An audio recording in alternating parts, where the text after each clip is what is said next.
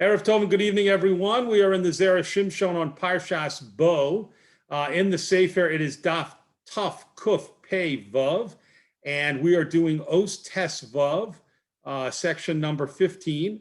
And before we take a look at this section, we're going to read a pasuk from Sefer Tehillim. This is actually should be familiar because it's part of the Hallel, at least when we say the full Hallel. This paragraph, this pasuk, appears in the Hallel, and so it's from Sefer Tehillim, Perek Kuf Tes Zayin pasuk Vav, and the pasuk says, "Shomer Pisoyim Hashem." Hashem watches over, or Hashem protects the simple people. Dalosi veli Yehoshia. I have been brought low, and Hashem saved me. This word dalosi, as we'll see, has more than one meaning. It can be, I have been downtrodden, I have been brought low, or I am poor. The word dalim, a dal, can be a poor person or an unfortunate person. And as we'll see, that's another meaning that it's going to take on. But again, the pasuk that everything's going to be based on is Shomer P'sayim Hashem. Hashem protects the simple people. Dalosi veli Yehoshia, I am down low, or I am poor, and Hashem will save me, or Hashem has saved me. So now let's see what the Zera Shimshon says about this. Gemara Psachim, Perek Yud, in the 10th Perek of Masechta Psachim, Dorash Rava. Rava said a drasha on this pasuk. Dalosi veli Yehoshia, I am poor, and Hashem has saved me. Omra Knesset Yisrael. The Jewish people said, Lifnei HaKadosh Baruch Hu, in front of Hashem, Af al pi shedalo ani, even though I am poor, min ha-mitzvos, from mitzvos, even though I am poor in mitzvos, li na lehoshia. It is appropriate to save me. Ad kan l'shono, until here is a quote from the Gemara. So according to Rava, the pasuk that we started with, the pasuk in Tehillim, was a reference to the fact that Klal Yisrael says to Hashem, even though the Jewish people are poor in mitzvos, Hashem, it is still appropriate, it is still, we're still worthy to be saved. So the Zera Shimshon asks, Kosha, there's a problem on this. Mahu haloshon dola ani min ha-mitzvos. What exactly does this phrase mean when it says, I am poor from mitzvos? What does that mean? Ve'ech nikshar zeh, and how does this phrase connect im techilas ha-pasuk, with the beginning of the pasuk, shomer pisayim Hashem. Hashem guards over or protects the simple people, right? What's the connection of being poor in mitzvos and Hashem guarding over the simple people? The Ode, in another question, Lama li noela Hoshia. Why are the Jewish people saying it's appropriate for them to be saved? Imishum she'afa umos heim dalim kamohu b'mitzvos. If it's because the Jewish people are saying that the non-Jews of the world are also missing in mitzvos, they're also lacking in the performance, the observance of mitzvos, just like we are, so then they shouldn't be entitled to oppress us. Hashem, save us from the oppression of the non-Jews, because they're also lacking in the observance of mitzvos. If that's what it means, halo umas ha'olam lo nitztavu. The nations of the world, the non-Jews of the world, were not commanded with the Taryag mitzvos, with 613 mitzvos of the Torah. The Yisrael nitztavu, but the Jewish people were commanded to observe the 613, the Taryag mitzvos. Velo asu, and they don't always do all of those mitzvos. So therefore, it's not a fair comparison. Umay taimo li noela Hoshia. So therefore, what reason is there for the Jewish people to think they're able to say to Hashem, even though we don't observe the mitzvos, even though we are lacking, we are poor, and our observance of mitzvos, it's still appropriate to save us? The Zera Shimshon says, what's the rationale behind that? Why is that a good case? Why is that a reasonable point for the Jewish people to make to Hashem? It would be a lot better to say, Hashem, we're keeping all the mitzvos to the best of our ability, and that's why we're worthy of being saved. Not Hashem, we're poor and lacking in our observance of mitzvos, and that's why it's appropriate to save us. So that's really the fundamental question here, which is, what exactly is meant by this Gemara in Psachim, in which Rava interprets the pasuk of Dalosi, V'li Yehoshia, as referring to the Jewish people saying to Hashem, we're poor in mitzvos, and apparently that's why we're worthy of being saved. What does that mean? Continuing on. The Isa b'Medrash Yalkut. It states in the Medrash Yalkut Shimoni, Al pasuk kaved es avicha v'yesimecha, on the pasuk that refers to the mitzvah to honor one's father and one's mother. V'zeh l'shono, and this is the language of the Yalkut Shimoni. Kesiv, it quotes a pasuk. Orach chayim pentefales. Now this is a pasuk, kind of a cryptic pasuk that's hard to understand. It comes from Sefer Mishlei. I'm going to read the whole pasuk because the Zera Shimshon is going to refer to different, the other words in this pasuk as well. This is Mishlei Perek Hey, pasuk Vav. And the pasuk says, Ragleha Yordos Maves. I'm sorry, that's the pasuk before the pasuk he's referring to. This is pasuk Vav. Orach Chayim Pentefales, the path of life, lest it be counted or weighed. No'u magloseha, its course moves around. Its course moves around. Lo seda, you will not know, or you cannot know. So as I said, this is not an easy pasuk to understand at face value. Again, Orach Chayim Pentefales, the path of life, lest it be weighed or counted. No'u magloseha, its paths change, its course changes. Lo seda, you cannot know, you will not know the course or the path. So let's see what the Yalkut Shimoni does with this pasuk. Omer Rabbi Abba Bar Kana. Rabbi Abba Bar Kana says this is what the pasuk is telling us. Shelo tehei yoshev v'shokel mitzvoseha shel Torah. A person should not sit and count or weigh the mitzvahs in the Torah. V'roa eze mitzvah sechara meruba, and try to see which mitzvah has a significant reward. V'osa osa, and then do it. A person should not do that. One might think that's a wonderful thing to do, right? Look throughout the mitzvahs, find out which ones seem to indicate, which ones does the Torah indicate seem to have more schar, more reward, and assume that that's what Hashem wants us to focus on and give the most importance to, and focus on doing those mitzvahs, even if it might sometimes take us away from the observance of other mitzvahs. Let's find out and let's focus and emphasize the performance of those mitzvahs that have the most reward. So Rabbi Abba Bar Kana says, no, the pasuk in Mishlei is telling you, don't weigh the mitzvos, don't count the mitzvos and then focus on this mitzvah, only on those mitzvos. Lama, why should a person not do that? So the pasuk continues, no magloseha, the course changes, the reward for the mitzvos can change, lo seda, and you cannot know exactly how much each mitzvah that's in front of you might be worth compared to another mitzvah.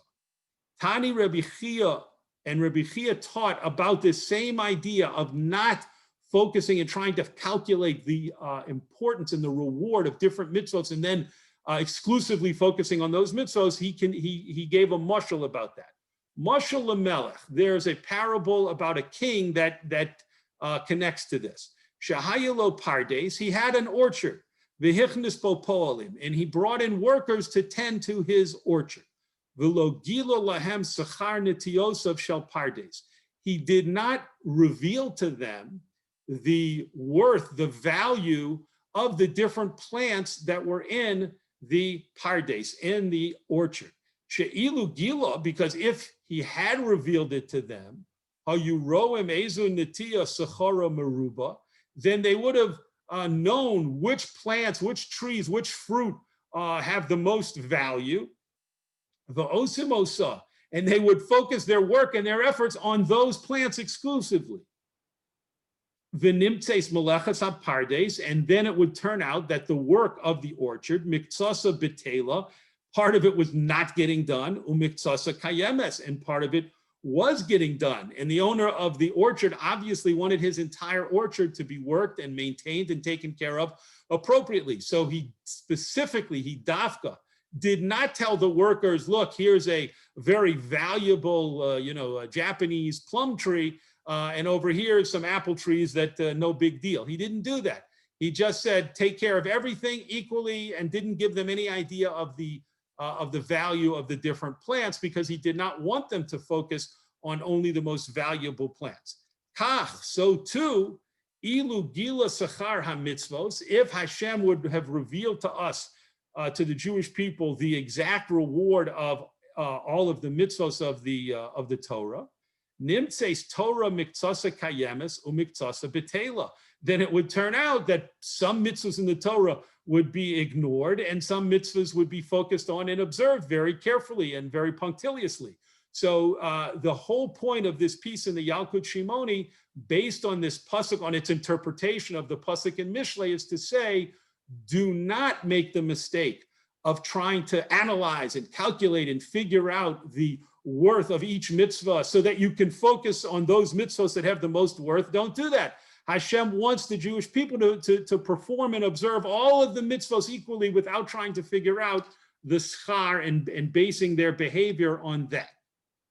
So now the Zera Shimshon continues, the im kain, and if so, meaning if so, if we now understand that point in the Yalkut Shimoni, now we can go back and understand the Gemara and Psachim and what was being said and what was being intended when they interpreted the pasuk in Tehillim about being poor in mitzvos. And that's what he's going to explain right now.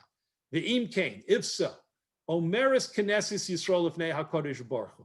The Jewish people say in front of Hashem, Ata lo hodatani sechar ha-mitzvos. You, Hashem, did not make known to us the reward for all of the mitzvos. Kedei, in order, she'elech b'smimus lefanecha, that meaning we, the Jewish people, should go with sincerity, with wholeheartedness in front of you, meaning we should just do the mitzvos because you commanded the mitzvos, not because we're trying to figure out which mitzvah will give us the best reward or the greatest reward. The efsher, and therefore it's possible, she'ani kiyamti osam ha-mitzvos, that I fulfilled those mitzvos, sheyesh letagmula me'at schar, that the reward for doing them is only a little bit of a reward. Klal Yisrael is very honest in front of Hashem and concedes and says, yes, I may have spent a lot of time being careful about the observance of mitzvos, which ultimately don't bring a great deal of schar, of reward in the next world. Va'ani nikres dala mischar ha-mitzvos, and therefore I can be referred to, Klal Yisrael says, we can be referred to as someone who is poor, who is lacking in schar ha-mitzvos, the full reward of the mitzvos. Vehi hanosenes sheli noya lahoshia. And that is dafka specifically, which gives Klal Yisrael the right to say, we deserve to be saved. Machma sha'asisim b'tmimus, because we did all of the mitzvos, we observed all of the mitzvos, again, with simplicity and wholeheartedness, meaning we weren't looking for rewards. We were doing the mitzvahs specifically, Hashem, just because you commanded us, and we weren't focused on which mitzvah brings the most reward. Vehachi dayik techilas hamikra, and this now helps us make sense of exactly what the first phrase in the pasuk meant. Shomer pisoyim Hashem. Hashem guards the simple people. Hoil sheheim pisoyim biyedias char hamitzvos. It means because the Jewish people are simple when it comes. They're not complicated. They're not making all kinds of complicated calculations. They're simple when it comes to their knowledge of the reward for the mitzvos. HaKadosh Baruch Hu shomram. Therefore, Hashem protects them. Afalpim shehem dalim. Even though, as the second part of the pasuk says, they are lacking and poor sometimes technically in the amount of schar they should get. Shekimu hamitzvot shesachar and muat, because they fulfilled lots of mitzvos which don't necessarily bring the highest reward. Ve'od yesh lomar, and you could take it a step further and say, Hashem noson l'psoyim din shomer hapardes. In order to use that mushal from the Yalkut Shimoni, Hashem gives the simple people, Klal Yisrael, referring to Klal Yisrael, the law. He treats them as if they're under the law of the guards inside of the king's orchard. She'eno yochol leida ezo netia sechara meruba v'chule. The guards have no way of knowing which plants have the most value because the king, the owner of the Pardes, specifically refrained from telling them the value of the different plants and the trees and the fruits. And so therefore, since those Shomrim didn't even know and weren't told that information, of course, they took care of everything and had no idea of which were worth more. And so the Zera Shimshon is saying, based on that whole piece in the Yalkut Shimoni, we now understand what the pasuk in that was brought in the Gemara and Psachim, the pasuk from Tehillim, from Hallel, is teaching us. It's teaching us that Bnei Yisrael has a right to say in front of Hashem, save us, dafka, because we are psayim, we're simple people in our approach to the mitzvos. Don't try and calculate their rewards. We keep all of them equally. And therefore, we understand we might be poor, we might be lacking in our sechar for the mitzvos, but specifically because of that, Hashem give us the added protection and redeem us because we did the mitzvos b'tmimus, as the Zera Shimshon says. We approach doing the mitzvos with simplicity and straightforwardness and wholeheartedness. So that is the first explanation that the Zera Shimshon is going to offer to understand that Gemara and Psachim and that pasuk about Dalosi v'li Yehoshia, Klal Yisrael saying we're poor in the observance of mitzvos and therefore we deserve to be saved. What's going to happen now in the next paragraph is that Zera Shimshon will give a different interpretation, a different explanation as to what that Gemara and what that pasuk mean. So let's begin now, and please keep in mind that this is a departure point. He's given us an answer. Now he's going to give us a different answer. Inami, alternatively, another explanation is Yesh Lomar. We can say the Amrinon beYalkut. We say in a different section of the Yalkut Shimoni, Al Pasuk on another pasuk, a new pasuk from Sefer Tehillim. No ra'os, b'tzedek ta'anenu. No ra'os, which means amazing or awesome things, awesome happenings, awesome events. B'tzedek ta'anenu, with justice you should answer us. So again, it's not easy to understand exactly what these words are referring to. One more time. No ra'os, awesome actions, awesome events. B'tzedek ta'anenu, with justice answer us. So the Yalkut explains, Kol hanora'os she'asisa imanu ba'olam hazeh. All of the wondrous things, all of the awesome things, Hashem, that you have done for us in this world, bishvil hayisurin she'ata mevi aleinu ba'olam hazeh. They come because of the suffering that you have brought upon us in this world. Ad kan lashano, until here is a quote from the Yalkut on this pasuk in Sefer Tehillim. Okay, so again, we see an unusual thing. All of the wondrous, amazing things that Hashem has done for us, it's not being said there because they're due to the fact that Klal Yisrael has been so meticulous in its observance of mitzvos. No, the idea here is that all of these amazing acts that Hashem has done for us are connected to, are in reward for the yisur and the suffering that the Jewish people have undergone in this world. The Amra Knesses Yisrael. And so now going back again to the Gemara and Psachim and the pasuk of Dalosi v'li Yehoshia, the pasuk we started with from Hallel, from Tehillim, this is what the Jewish people are saying. Afal pi shedala ani min mitzvos, even though I am poor in mitzvos, I can't claim, Hashem, that you should do a noros, do amazing things for Klal Yisrael because of all of the tremendous mitzvos of observance of mitzvos that we do. Can't say that. We're lacking in our mitzvah observance. Still, li no'ela hoshia. Still, it is appropriate, Hashem, for you to save us. Bishvil, because shehevesa alai yisure hagolos, because you brought on me, meaning on Klal Yisrael, on the Jewish people, Yisure Hagolos, the suffering of exile. So this, again, as you can see, is a different point where the Zera Shimshon has gone in a new direction here, saying that what does Klal Yisrael mean when it says we're poor in mitzvos, but Hashem, you should still save us? Meaning, even though we're poor in mitzvos and we can't base our plea to you, Hashem, to rescue us and to save us and to do nisim and miracles for us, we can't base it on again, are extremely careful observance and fulfillment of all of the mitzvos. We can't do that. But we do have a right, according to this pasuk and according to this piece in the Yalkut on Tehillim, we do have a right to say to Hashem, save us, rescue us, do no roast, do amazing things for us. Why? Because of all of the suffering that we've undergone. And what we're going to see now, that it's not just the suffering alone. The Zera Shimshon is going to explain, and this is a critical point. It's not just the suffering, it's the acceptance of the suffering be'ahava. The acceptance of the suffering and still maintaining love of Hashem, not questioning Hashem, trusting in Hashem, not complaining to Hashem. That's going to be the key. It's not just the fact, kind of the physical fact of undergoing suffering. It's Yisurin Ba'ahava, undergoing suffering and still loving Hashem fully and trusting in Hashem fully. And you'll see that as we continue. V'chein matzinu, and so we find she'amru zichronim levracha b'perek Testa Shabbos. We see this an idea in the 9th parak of Masechta Shabbos. Hane'elovim ve'enam ovim. The Gemara talks about people who are insulted, but they do not insult others. They don't even insult back the people who insulted them. Shomim cherposam. They hear themselves being accused, being shamed, being embarrassed.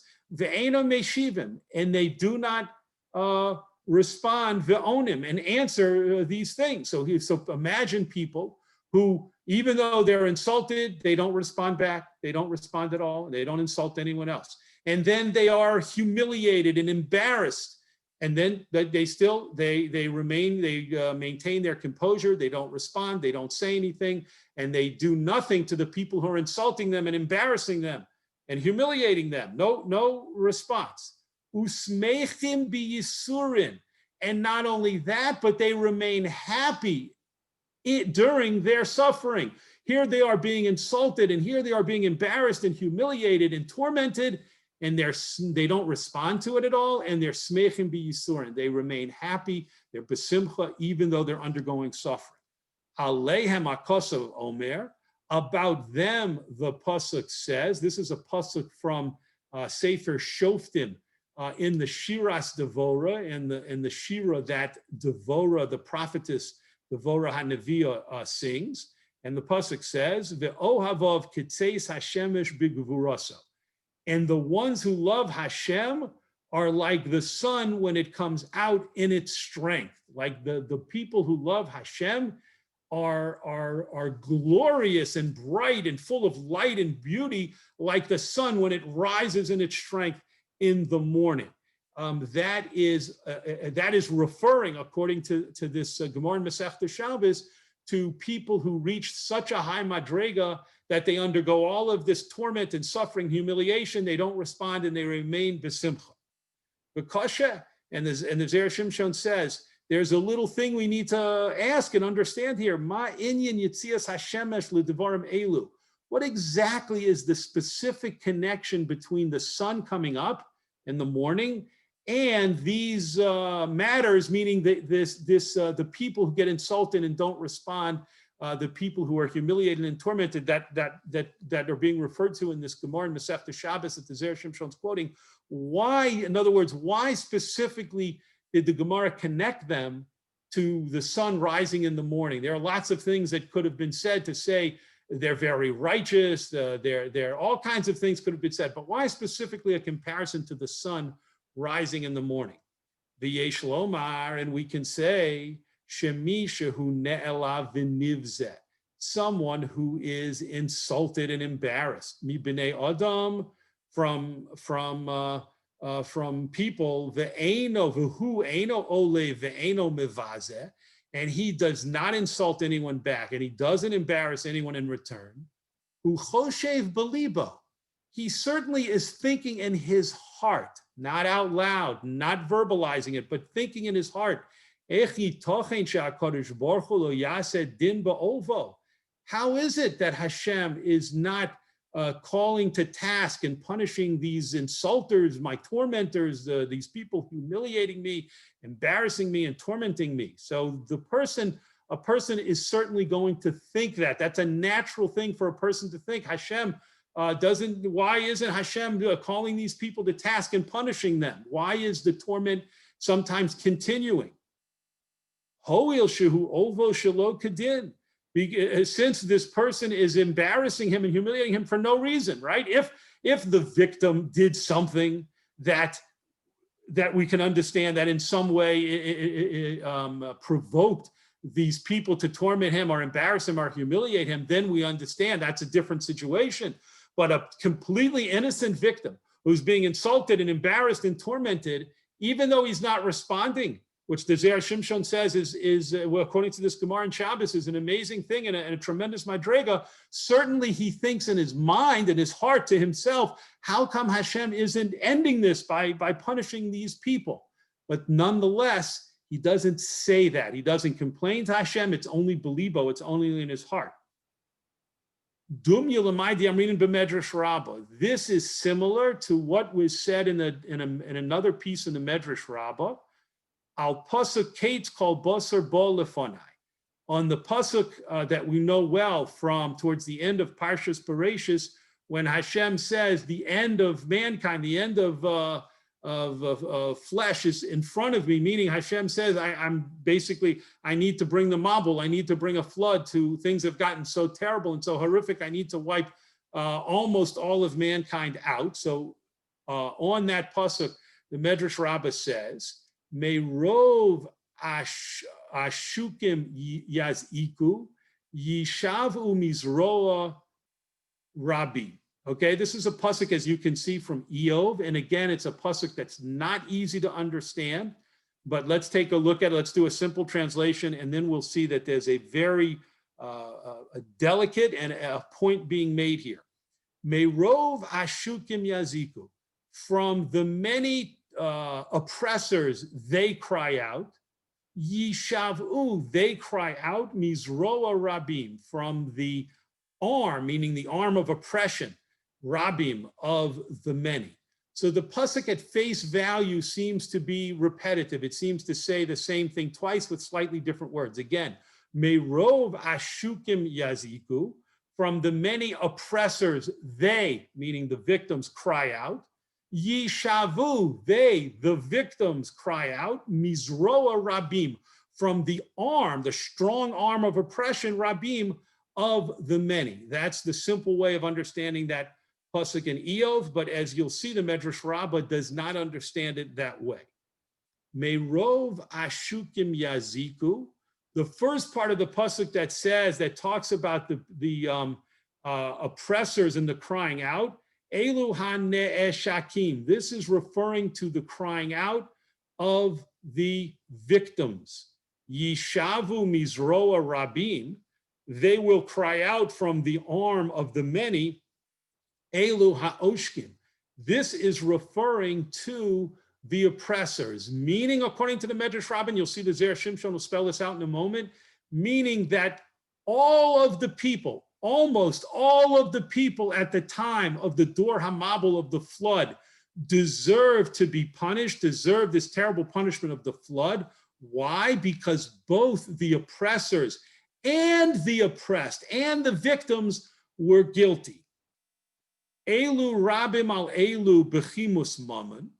These people, the oppressors, were in the majority. They were considered in the majority, or the worst sinners than the victims, bechimus mammon, in terms of their violence that they committed with money, armed stealing and robbery. That was the sin of the oppressors. That's the obvious sin. The elu. But the victims, these other people who you might have thought did nothing wrong, Elu, Rabim al Elu, they were in the majority when it came bechimus devarim, to violence with words. Meaning, what is violence with words? Meaning, the people cried out and they blasphemed against Hashem, saying things like, Chas v'sholom, if there was a God in the world, then he wouldn't have allowed this to happen. If there was a God in the world, then he would punish these oppressors and he would do something to them.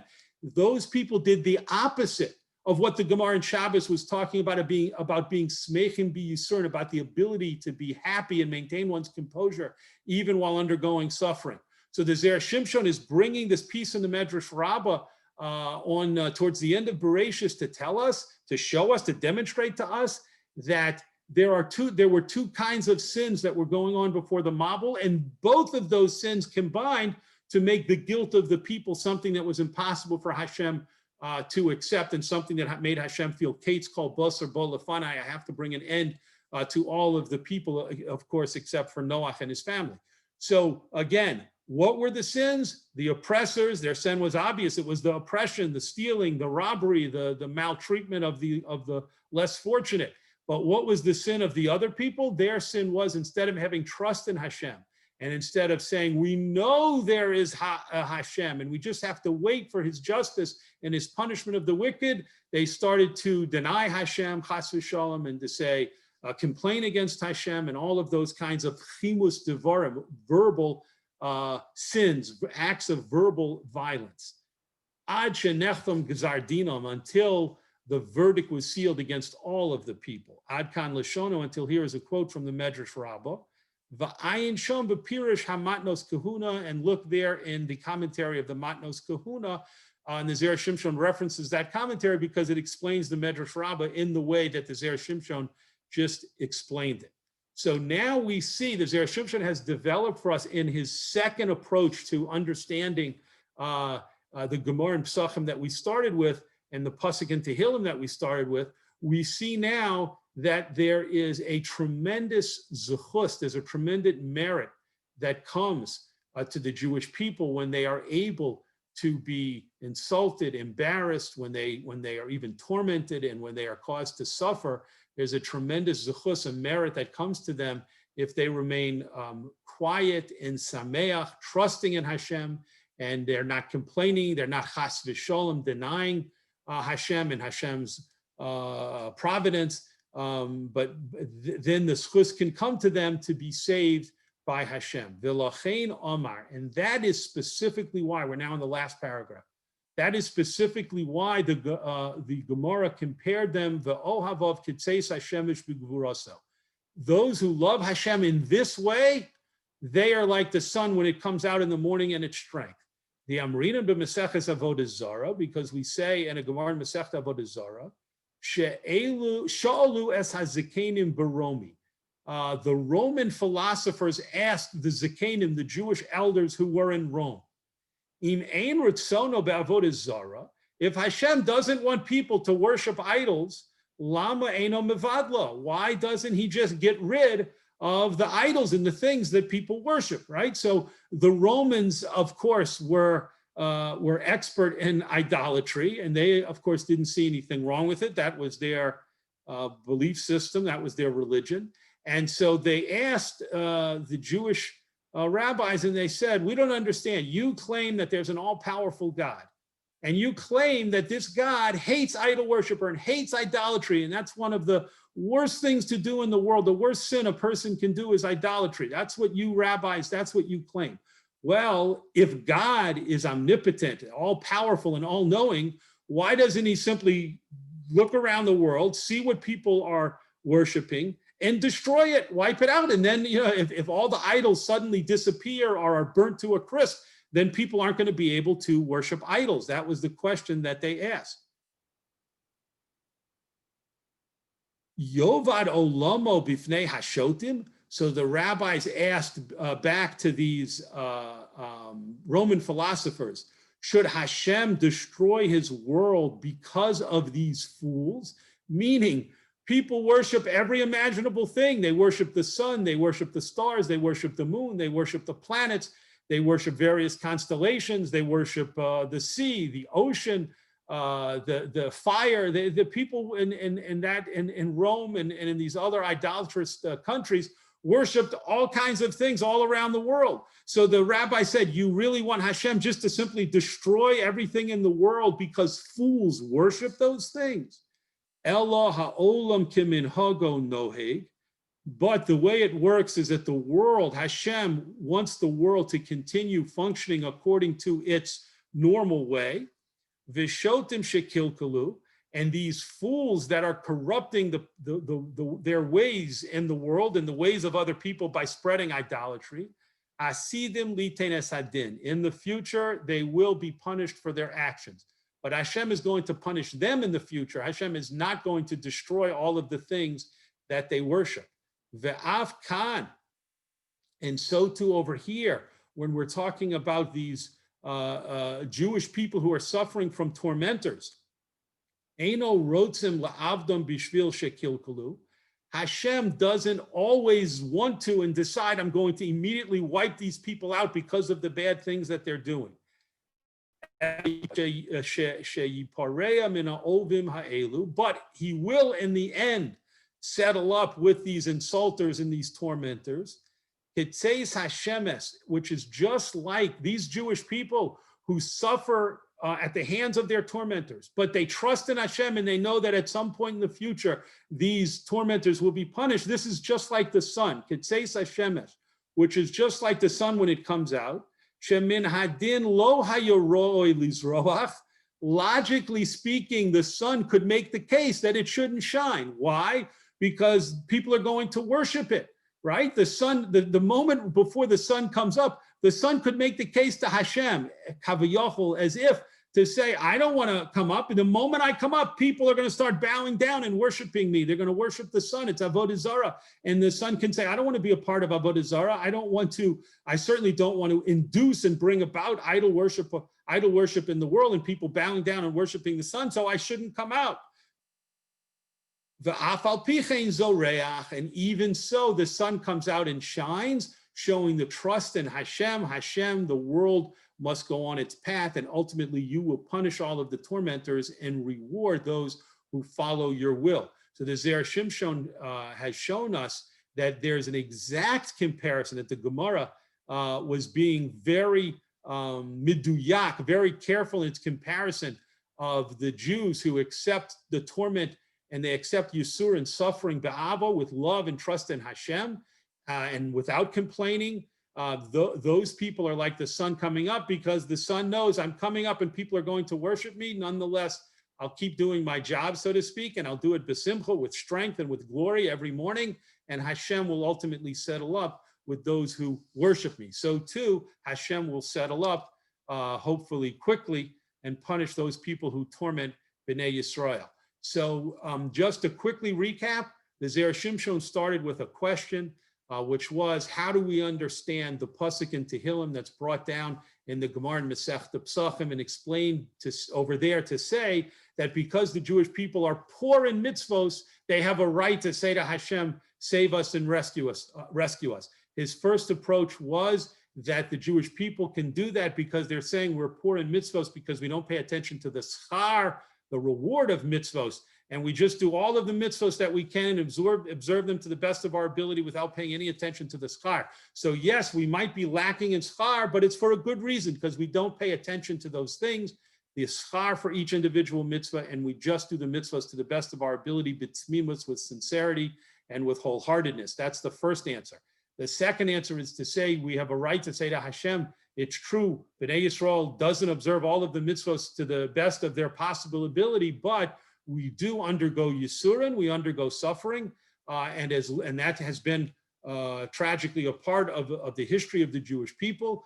But as long as we undergo that suffering and maintain our trust in Hashem and maintain our simcha and joy of worshiping Hashem, knowing that in the future He will punish our oppressors, then we deserve to be saved by Hashem and to be redeemed by Hashem. And again, b'mehera b'yameinu, that redemption and that saving should come soon and speedily in our days. Yasher Koach for joining in the learning of Zera Shimshon. We look forward again, God willing, next week to continuing on Zera Shimshon on next week's Parsha.